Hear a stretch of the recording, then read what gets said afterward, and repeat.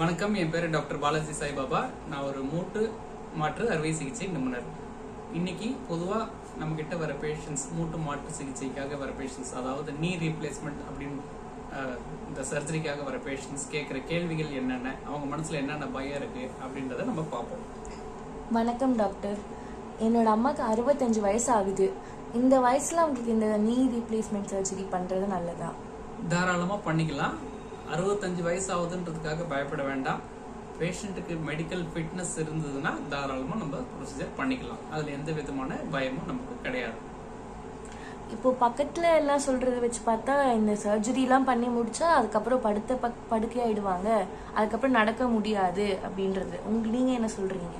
அது ஒரு தவறான நம்பிக்கை. நம்ம ஆப்ரேஷன், அதாவது அறுவை சிகிச்சை பண்றதோட முதல் குறிக்கோளே பேஷண்ட்டை தன்னந்தனியா அவங்க வேலைகளை செய்யற அளவுக்கு ரெடி பண்றது தான். அதாவது அவங்கள வழி இல்லாம நடக்க வைக்கிறது, அவங்க முன்னாடி எந்தெந்த வேலையெல்லாம் செஞ்சுட்டு இருந்தாங்களோ எல்லா வேலையும் அவங்கள செய்ய வைக்கிறது.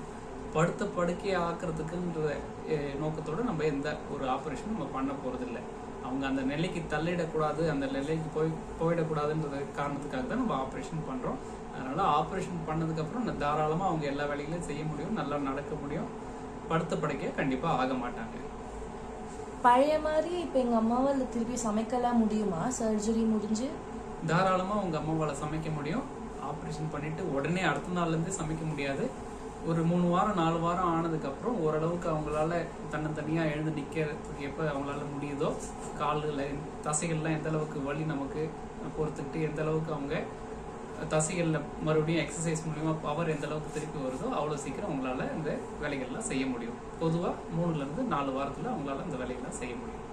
சர்ஜரி முடிஞ்சு அவங்களால யார் உதவியும் இல்லாம தரையில உட்கார்ந்து எழுஞ்சிக்க முடியுமா? ஆப்ரேஷனுக்கு அப்புறம் ஒரு 3 மாசம் இல்ல 4 மாசம் கழிச்சு தாராளமா எப்பயாவது ஒரு முறை கீழே தரையில உட்கார்ந்து எழுந்திரிக்கலாம்.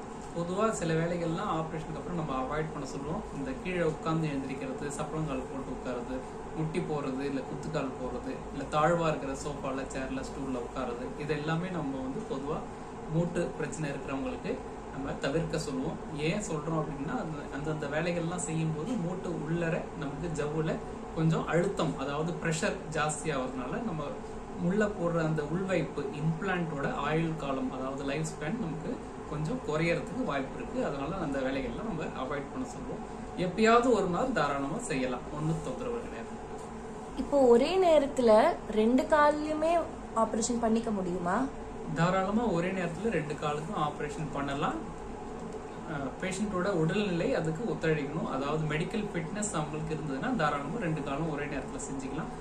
ஒருவேளை அவங்களுக்கு ஒரு முட்டி மட்டும்தான் பண்ற அளவுக்கு உடம்புல சக்தி இருக்குது அப்படின்ற பட்சத்துல 2வது முட்டியை ஒரு 2 நாள் சென்றோ இல்ல 4 நாள் சென்றோ நம்ம எப்போ வேணா நம்ம மறுபடியும் பிளான் பண்ணிக்கலாம்.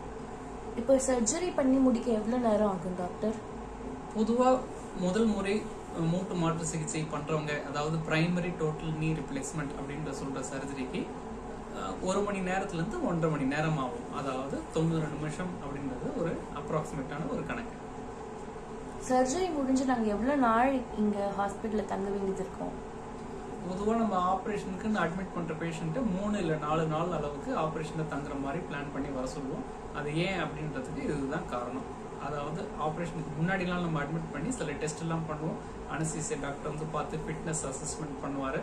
அடுத்த நாள் நம்ம சர்ஜரி பிளான் பண்ணுவோம். ஆப்ரேஷன் முடிஞ்சு முதல் நாள் நம்ம பேஷண்ட்டுக்கு பிசியோதெரபிஸ்டோட சூப்பர்விஷன்ல கொஞ்சம் வாக்கர் வச்சு நடக்க வைப்போம். சில எக்ஸசைஸ்லாம் சொல்லி தருவோம். ஆப்ரேஷனுக்கு மறுநாள், அதாவது 2வது நாள் சர்ஜரிக்கு அப்புறம் ஆப்ரேஷன் பண்ண இடத்துல இருக்கிற அந்த பேண்டேஜ் அகற்றிட்டு புதுசாக நம்ம சுத்தம் பண்ணிட்டு மறுபடியும் ட்ரெஸ்ஸிங் சேஞ்ச் பண்ணுவோம். ஏதாவது நம்ம கழிவு நீர் அகற்றுறதுக்கு பைப், அதாவது ட்ரைனேஜ் பைப் ஏதாவது இருந்ததுன்னா அதை நம்ம ரிமூவ் பண்ணிடுவோம். 2வது நாள் எல்லாம் தையெல்லாம் நல்லா இருக்குது, சாட்டிஸ்ஃபேக்ஷனாக இருக்குது, ஒன்றும் தொந்தரவு இல்லைன்னா தாராளமாக 2வது நாளே ஆப்ரேஷனுக்கு அப்புறம் வீட்டுக்கு போகலாம். இப்போ எத்தனை நாள் கழிச்சு குளிக்க முடியும் டாக்டர் சர்ஜரி முடிஞ்சு? ஆப்ரேஷனுக்கு அப்புறம் 2 வாரம் சென்று பேஷண்டால தாராளமாக குளிக்க முடியும், சோப்பு தண்ணி போட்டு குளிக்க முடியும். தையல் பிரிச்சதுக்கு அப்புறம் தான் யூஸ்வலாக என்னோட பேஷண்ட்ஸை நான் சர்ஜரிக்கு அப்புறம் குளிக்கிறதுக்கு அலோவ் பண்ணுவேன். ஏன்னா தையல் இருக்கிற வரைக்கும் உள்ள நம்ம வச்சிருக்கிற இம்ப்ளான்ட், அதாவது உள்வைப்புக்கு இன்ஃபெக்ஷன் எதுவும் ஆயிடக்கூடாதுன்ற ஒரு ரிஸ்க் இருக்கு. அந்த ரிஸ்க் நம்ம அகற்றணுன்றதுக்காக தான் தோல் சதையெல்லாம் நல்லா கூடினதுக்கு அப்புறம், அதாவது தையல் பிரிச்சதுக்கு அப்புறம் 1 நாள் 2 நாள் சென்று நம்ம பேஷண்ட்டை குளிக்க வைக்கிறோம். பொதுவா என்னென்ன பிரச்சனைகள் இருக்கு டாக்டர் இந்த சர்ஜரிக்கு அப்புறம்? பொதுவாக பார்த்தீங்கன்னா பேஷண்ட்டுக்கு வலி இருக்கலாம், இல்லை மூட்டு மடக்கி நீட்டத்தில் கொஞ்சம் ஸ்டிஃப்னஸ் இருக்கலாம். அந்த வலிக்கும் ஸ்டிஃப்னஸ்க்கும் நம்ம போதுமான அளவு ஊசி மூலியமா மருந்துகள் கொடுப்போம். வலி இல்லாமல் இருக்கிறதுக்கு காலுக்கு பேண்டேஜ், கம்ப்ரெஷன் பேண்டேஜ்னு சொல்லுவோம். காலுக்குன்னு சொன்னியா சப்போர்ட், நீ சப்போர்ட் கொடுப்போம். அது இல்லாமல் நடக்கிறதுக்கு வாக்கிங் எய்டு கொடுப்போம். அது இல்லாமல் லோக்கல் மெஷர்ஸ், அதாவது ஐஸ் ஒத்தனம் கொடுக்கறது, மற்ற ஊசி மூலியமாவோ இல்லை வேற மாத்திரை மூலியமாவோ மருந்து மூலியமாவோ என்ன மேக்ஸிமம் பண்ண முடியுமோ எல்லாமே வலிக்கு நம்ம டேக் கேர் பண்ணிப்போம். அது இல்லாமல் மூட்டு ஸ்டிஃப்னஸ், அதாவது மடக்கி நிட்டதுக்கு சிரமமாக இருக்கிறதுக்கு நம்ம பிசியோதெரப்பி மூலிமா ப்ராப்பராக ட்ரைனிங் கொடுப்போம். இது சரிவர நம்ம சொல்கிறபடி செஞ்சு வந்தாங்கன்னா கண்டிப்பாக வலியும் ஸ்டிஃப்னஸும் கூடிய சீக்கிரம் அது வந்து நம்மளை விட்டு தூரமாக போயிடும். சர்ஜரி முடிஞ்சு அவங்களால மாடி படிக்கட்டுலாம் ஒழுங்காக ஏறி இறங்க முடியுமா? தாராளமாக ஏறி இறங்கலாம். சர்ஜரி முடிஞ்சு 2வது நாளே அவங்களோட சப்போர்ட் வச்சு ஒரு படியாக ஏறி இறங்கலாம். ஒரு 3 இல்லை 4 வாரம் சென்று அவங்களால எக்ஸசைஸ்லாம் சரிவர செய்ய முடியுது, ஒன்றும் தொந்தரவு இல்லைன்ற பட்சத்தில் சப்போர்ட் இல்லாமல் தனியாகவே படிக்கட்டு தாராளமாக ஏறி இறங்கலாம். இப்போ ஆப்ரேஷன் முடிஞ்சு என்னெல்லாம் பண்ணலாம், என்னெல்லாம் பண்ணக்கூடாது? ஆப்ரேஷன் முடிஞ்சு இமீடியட் போஸ்ட் ஆப்ரேட்டிவ் பீரியட், அதாவது சர்ஜரி முடிஞ்ச முதல் நாள் 2வது நாள் என்னென்ன பண்ணணும் அப்படின்னு பார்த்தீங்கன்னா, ஆப்ரேஷன் பண்ண இடத்துல கண்டிப்பாக ஒரு பேண்டேஜ் ஒன்று போட்டிருப்போம். அந்த பேண்டேஜில் நமக்கு ஈரம் எதுவும் படாமல் பார்த்துக்கணும், சாயில் ஆகாமல் பார்த்துக்கணும். யூரின் போகிறோம், மோஷன் போகிறோம்னா அதை வந்து கரையாமல் பார்த்துக்கணும். காலை கீழே தலகாணி வச்சு கொஞ்சம் எலிவேட் பண்ணி, அதாவது கொஞ்சம் உயரமாக வச்சிருக்க சொல்லி சில பேஷண்ட்ஸ்க்கு அட்வைஸ் பண்ணுவோம். காலுக்குன்னு தனியாக பெல்ட் இருக்கும், அந்த பெல்ட் கொஞ்சம் போட்டுக்கணும். சில பேஷண்ட்ஸ்க்கு அந்த கம்ப்ரெஷன் கார்மெண்ட் அப்படின்னு சொல்லுவோம், காலில் ரத்தம் உரையாமல் இருக்கிறதுக்கு அந்த ஸ்டாக்கிங்ஸ் இல்லைன்னா கம்ப்ரெஷன் கார்மெண்ட்ஸ் கொடுப்போம். அது கொஞ்சம் சரிவர போட்டுக்கணும். பிசியோதெரபிஸ்ட் சொல்கிற எக்ஸசைசஸ் கொஞ்சம் ரெகுலராக பண்ணணும். நமக்கு சுகர் பேஷண்ட்டாக இருந்தால் சுகர் ஜாஸ்தியாகவும் பார்த்துக்கணும். மற்ற பேஷண்ட் அவங்களோட உணவு முறைகளை சரிவர பார்த்துக்கணும். நிறைய பேர் படுத்தே இருக்கிறதுனால யூரின் போகணும், மோஷன் போகணுன்றதுனால நமக்கு யூரின் மோஷன் அடிக்கடி வந்தால் கூட இருக்கும், சிரமமாக இருக்கும்ட்டு அவங்க உணவு முறைகள் தண்ணி எல்லாம் கொஞ்சம் குறைச்சிப்பாங்க. அது முடிஞ்ச அளவுக்கு கொஞ்சம் அவாய்ட் பண்ணிடணும். தண்ணி நிறைய குடிக்கணும். கீரை, காய்கறிகள், நார் சத்துள்ள காய்கறிகள் நிறைய சாப்பிடணும். அப்போ தான் யூரின் போகிறது, மோஷன் போகிறது நமக்கு ஃப்ரீயாக இருக்கும். இப்போ லாஸ்டா என்னன்னா, இப்போ இந்த நீ ரீப்ளேஸ்மெண்ட் சர்ஜரின்னு சொல்றீங்கல்ல, இதோட ஆயுள் காலம் எவ்வளோ அண்ட் இதுக்கப்புறம் எப்போ பண்ணலாம்? ஆயுள் காலம்னு பார்த்தீங்கன்னா 20லேருந்து 25 வருஷம் அப்படின்றது ஒரு பொதுவான ஒரு கணிக்கை.